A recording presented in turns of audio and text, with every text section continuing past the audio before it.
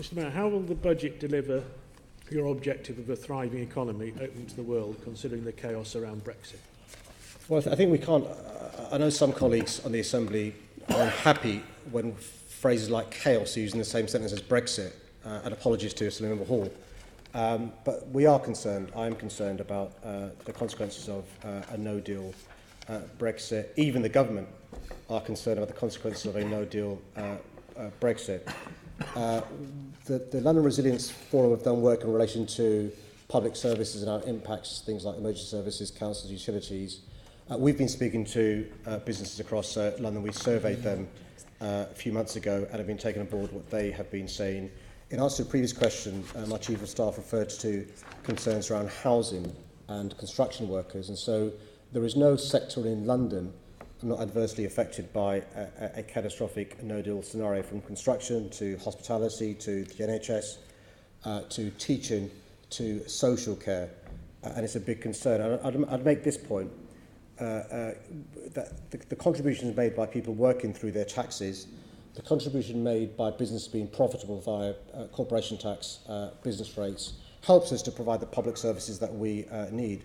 And that's one of the reasons why London and Partners has been so assiduous in courting businesses to London, promoting tourism, because we need people to come to our city, particularly in the context of a Brexit that could be bad news for our city. Well, it's interesting you mentioned tourism, because London's traditionally benefited from tourism from other EU countries. Yet even though the value of the pound's dropped substantially against the euro due to Brexit, London saw more than 750,000 fewer holiday and business visitors from the EU last year, and total spending by foreign visitors to London in the first 9 months of last year fell by more than 1.3 billion, or 12%. And over the summer, in fact, the fall was 19%. So it's clearly right for you to be concerned about this. So how will you promote London to overseas visitors to combat the negative Brexit effect? Well, despite representations from some members of this Assembly to be slashing the London and Partners budget, I refuse to accept that advice. So we're going to support London and Partners to promote London overseas more. The evidence is, Senator Dismore, and I like to have my policies based on evidence, that 5 out of 6 tourists who come to our city come because of our culture.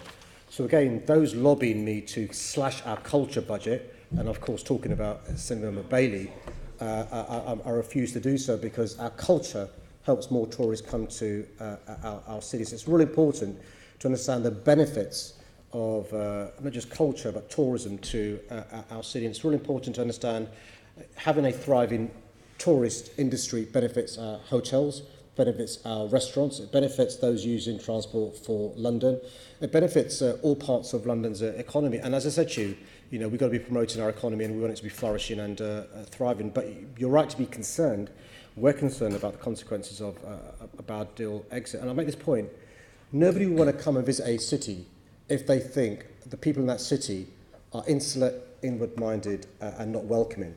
And it's really important we promote London as being open-minded, outward-looking, pluralistic. That's what encourages people to want to come and mingle and mix with fellow Londoners, who we know by and large are. Well, thank you for that. And Brexit uncertainty is also weighing heavily on consumer confidence.